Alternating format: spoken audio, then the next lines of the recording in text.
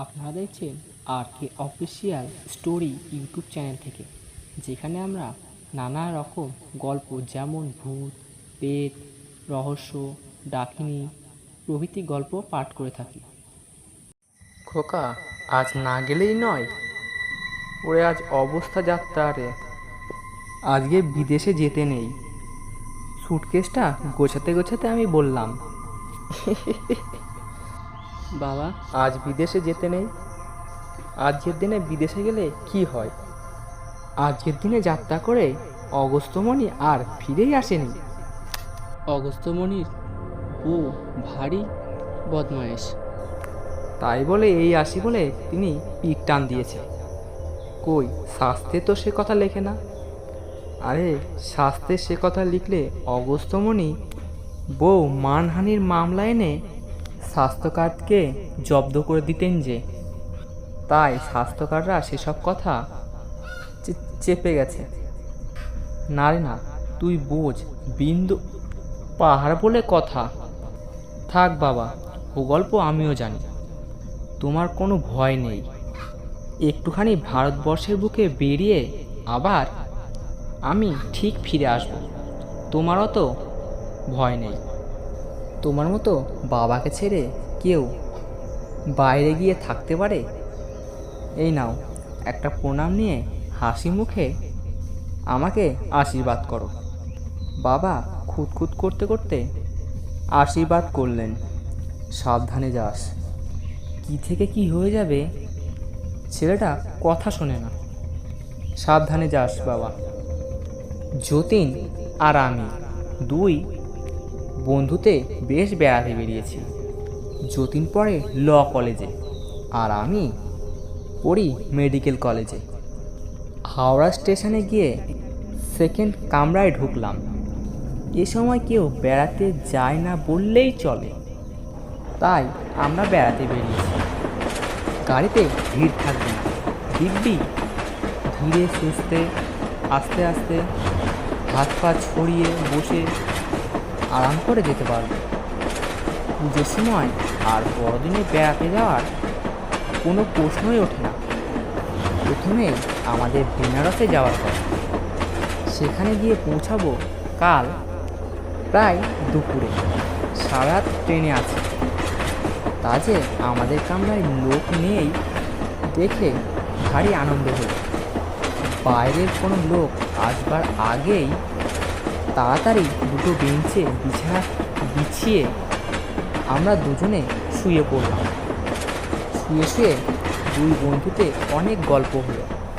তারপর ট্রেন যখন বর্ধমান পার হলো, যতীন উঠে আলো নিভিয়ে দিল।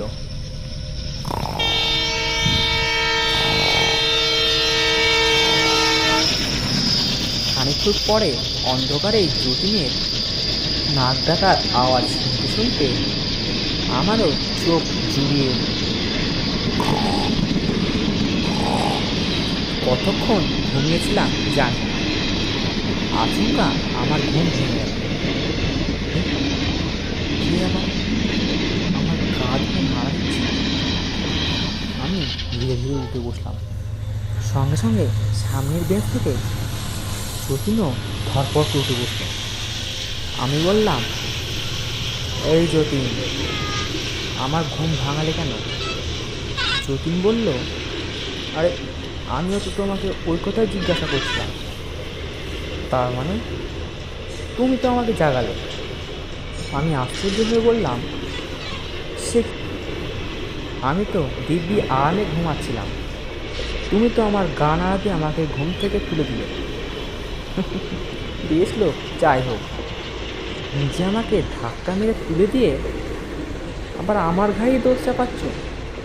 না ভাই, সত্যি বলছি, আমি এখান থেকে এক পাও নড়িনি। তোমাকে তো আমি ধাক্কা মারি, বরং আমাকে তুমি ধাক্কা মেরেছ। আমার সঙ্গে ঠাট্টা হচ্ছে বুঝি? যতীন গম্ভীর স্বরে বলল, মানে গাড়িতে তো আর জনপ্রাণী নেই, আমাদের দুজনকে তবে ধাক্কা মারল কে? সুপ্রসেই তো। শুনে তাড়াতাড়ি উঠে দাঁড়ালো। আমি আবার আলো জ্বেলে দিলাম।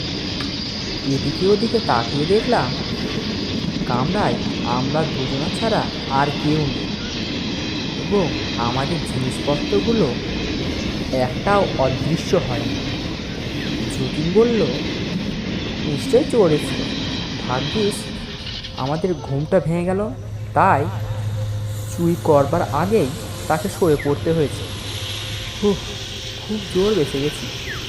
জানলাগুলো সব বন্ধ করে দাও, আর আলো নিভিয়ে আর কাজ নেই। আচ্ছা জ্বালাতন। আবার খানিকক্ষণ বসে বসে গল্প হলো, তারপর আবার দুজনেই ঘুমিয়ে পড়লাম।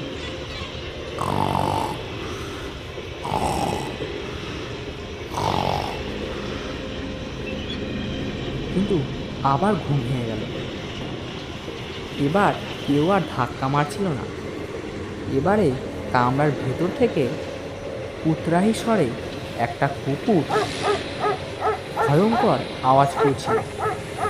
আলো জ্বালিয়ে শুয়েছিলাম, কিন্তু উঠে দেখি কামরার ভেতরে ঘুটঘুট করছে অন্ধকার।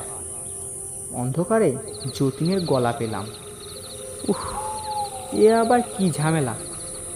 বাবা, আজ কি রাজ্যের যত উৎপাত এখানে এসে জুটেছে! কুকুরটা যেভাবে চেঁচাচ্ছে তাতে মনে হচ্ছে সে ভয়ানক জখম হয়েছে। কিন্তু কামরার দরজা জানলা সবই তো বন্ধ। কামরার দরজা জানলা সবই তো বন্ধ। সে ভেতরে এলোই বা কেমন করে? কুকুরটা হঠাৎ একবার কেউ কেউ করে চেঁচিয়ে উঠল, একেবারে চুপ হয়ে গেল। যতীন, আলো নেভালো কে? জানি না তো, আমি নেভাইনি। কুকুরটা ভেতরেই আছে। বেঞ্চ থেকে পা নামানো যাবে না, ব্যাটা যদি খ্যাক করে কামড়ে দেয়। তোমার টর্চটা কোথায়? এই তো আমার পাশেই আছে, জেলে দেখো তো কুকুরটা কোথায় আছে। যতীন টর্চ জেলে দেখতে লাগলো, আর আমি আমার মোটা লাঠিটা মাথার ওপর তুলে প্রস্তুত রইলাম। কুকুর যদি তেড়ে আসে তাহলে তখনই তার ভবলীলা সাঙ্গ করে দেবে। কিন্তু কামরার কোথাও কুকুরটা নেই। এখানে তো কুকুর কিচ্ছু নেই। ফ্রিজের কাছে গিয়ে দেখি ফ্রিজটাও অন করাই আছে। অসম্ভব। কিন্তু এই যে এখনই কুকুরটা চেঁচাচ্ছিল, সে এলোই বা কেমন করে আর গেলই বা কেমন করে? আমার মনে হয় কুকুরটা পাশের কামরা থেকে চেঁচাচ্ছিল। আমরা ঘুমের ঘরে ভুল শুনেছি। ঠিকই বলেছ, কিন্তু আজকে ঘুমের দফা নিচ্ছি। এসো বসে গল্পই করা যাক। এই বলে আমি এসে বসে পড়লাম, এবং মনে হলো সঙ্গে সঙ্গে আমার পাশেই ঠিক যেন আর একজনকে বসে পড়ল। নিবিড় অন্ধকারে কামরার ভিতরে কিছুই দেখা যাচ্ছিল না। বললাম, নিজের বিছানা ছেড়ে উঠে এলে যে যতীন? ও পাশের বেঞ্চ থেকে যতীন বলল, কই, আমি তো এখান থেকে উঠিনি। আমার পাশে হাত বাড়িয়ে দেখলাম, কই, কেউ তো সেখানে নেই। তারপরই শুনতে পেলাম আমার কানে কি ফিসফিস করে কথা বলছে।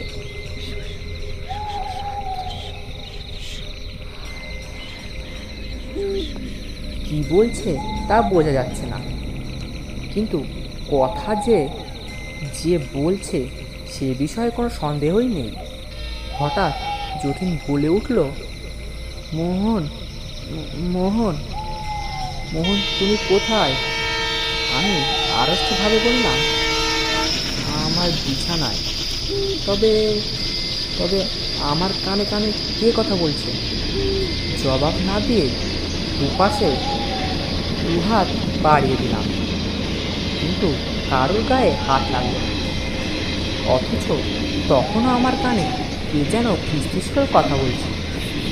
ডাক্তারই বলল, রোজ দুপুরে দুহাতে টাটকা পচা মরা হাসি মুখে ছুরি চালায়, গভীর রাত্রে একলা মরার পাশে বসে থাকে।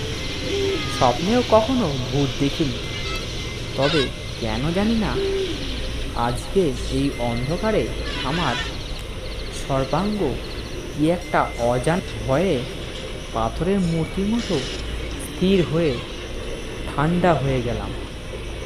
একখানা হাত নাড়বার শক্তিও রইল না। যতীনও বোধ হয় সেই অবস্থায়। সে প্রায় কান্না সুরেই বলল, মোহন, মোহন, কামরার ভেতরে কা যেন এসেছে। কে আমার সঙ্গে ফিসফিস করে কথা বলছে। ওই যে, ওই যে, শোনো শোনো, কে আবার ভয় চলে বেড়াচ্ছে। সত্যি কথা, কামরার মধ্যে কে যেন চলে বেড়াচ্ছে। খট খট খট খট, খড়মড় খড়মড়। এ যেন কোনো মাংসহীন হাড়ের আওয়াজ। এই ভীষণ আওয়াজ কঙ্কালকে নাড়লে ঠিক এমনই অস্থি ঝলকায়। কিন্তু তখন আর আমার জায়গা থেকে নড়বার শক্তি নেই। এ যেন কে জাদু মন্ত্র করে আমার সমস্ত দেহকে আঘাতগ্রস্ত করে দিয়েছে। অচম্বতে আবার কামরার এক কোণ থেকে কে যেন কাঁদতে লাগলো।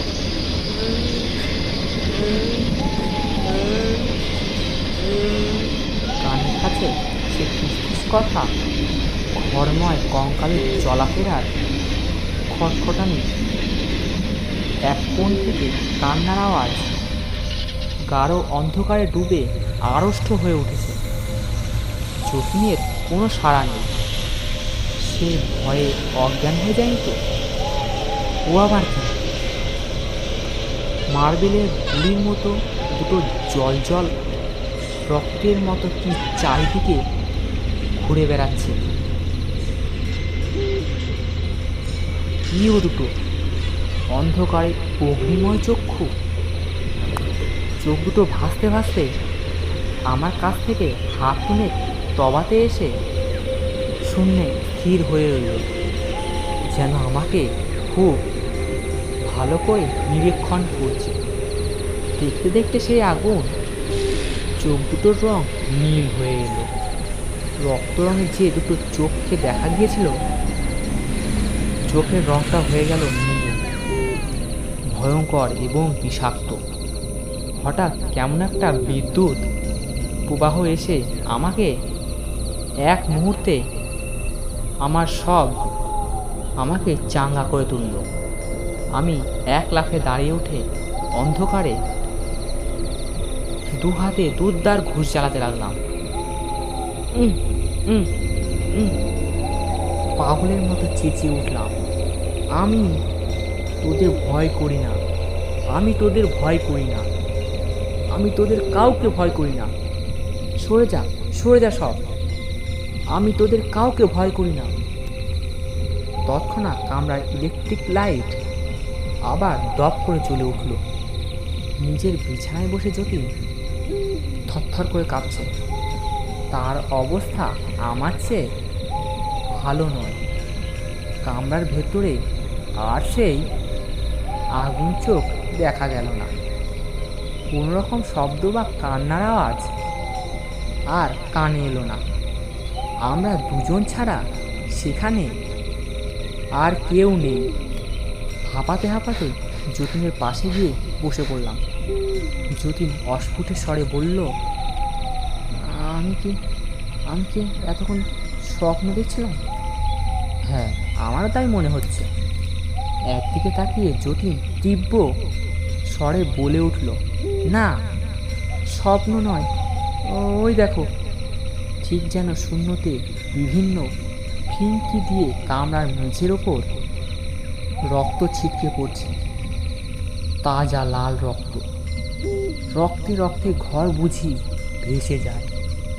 শূন্যে যেন রক্ত পড়ছে। আমি আর সহ্য করতে পারলাম না। অ্যালার্ম কর্ড ধরে একেবারে ঝুলে পড়লাম। পর মুহূর্তে প্রচণ্ড একটা ঝাঁকানিতে চলন্ত ট্রেন থেমে গেল। আমি আর যতীন এক লাফে ট্রেন থেকে বাইরে গিয়ে পড়লাম। গার্ড এসে জিজ্ঞেস করলো, তোমরা ট্রেন থামিয়েছ? আমি বললাম, হ্যাঁ। কেন? গাড়ির ভিতরে আমাদের জীবন বিপন্ন হয়েছিল। আসল ব্যাপারটা কি তা আমরা বলতে চাই না, কিন্তু কামরার ভেতরে আর কিছুক্ষণ থাকতাম হয় পাগল হয়ে যেতাম, নইলে মারা পড়তাম।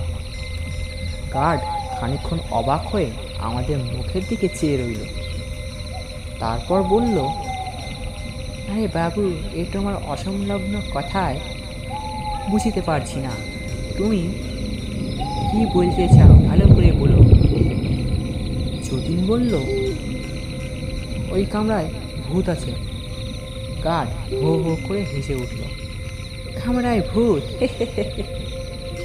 এ একটা নতুন কথা হলো বটে। বাঙালি বাবুদের মাথা খুব পরিষ্কার, কামরাতেও তারা ভূত আবিষ্কার করে। আমি বললাম, ভূত কিনা জানি না, কিন্তু ও কামরার ভিতরে আমরা এমন সব বিভীষিকা দেখেছি যা স্বাভাবিক নয়। অ্যালার্ম কর টেনে তোমরা বাজে কথা বলছো? ওসব চালাকি আমার কাছে চলবে না, তোমাদের জামিনা দিতে হবে। আমি বললাম, সাহেব, আমি জরিমানা দিতে রাজি আছি, তবে ওই কামরায় আর ঢুকতে রাজি নই। আমার মুখের কথা শেষ হতে না হতেই একটা কাণ্ড ঘটে গেল। কামরার ভিতর থেকে আমাদের জিনিসপত্রগুলো সব এক এক করে বাইরে নিক্ষেপিত হতে লাগলো। ট্রাঙ্ক, সুটকেস, ব্যাগ, বোতল, ঠিক কে যেন সেগুলোকে বাইরে ছুঁড়ে দিচ্ছে। গার্ড সাহেব মাথা হেট করে তাড়াতাড়ি মাটির ওপর বসে পড়ল, নইলে যতীনের স্প্রিং ট্রাঙ্কটা সাহেবের মাথাটা ফাটিয়ে দিত। গার্ড চেঁচাতে লাগলো, এ এ পাকড়ো পাকড়ো পাকড়ো। একদল রেল পুলিশ ও পুলিশ হুড়মুড় করে কামরার ভিতরে গিয়ে ঢুকলো, এবং বলাই বাহুল্য সেখানে জনপ্রাণীর আধখানা টিকি পর্যন্ত দেখা গেল না। গার্ড উত্তেজিত ভীত কণ্ঠে আমাদের বলল, বাবু, ব্যাপারটা কি বুঝতে পারতেছি না, ট্রেন লেট হয়ে যাচ্ছে, এখন আর বুঝিবার সময় এখন নেই। তোমাদের কথাই সত্যি বলে মনে হচ্ছে। আপাতত তোমরা অন্য কামরায় উঠে পড়ো, আমি ট্রেন চালাবার হুকুম দেব। পাশের যে এন্টার কামরায় গিয়ে উঠলাম।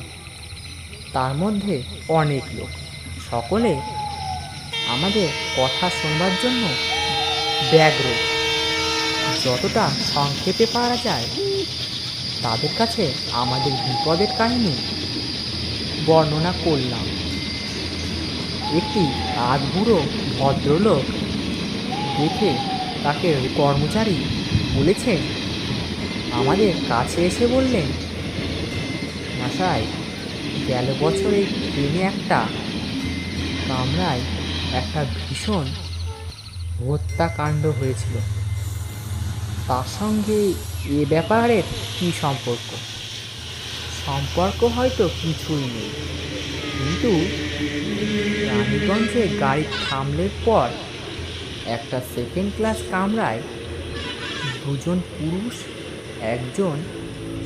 একটি মহিলা লোক, একটি শিশু আর একটি কুকুরের মৃতদেহ রক্তের মধ্যে প্রায় ডুবে আছে। কিন্তু কে বা কারা এতগুলো প্রাণ নিয়েছে তার কোনো সন্ধান পাওয়া যায়নি।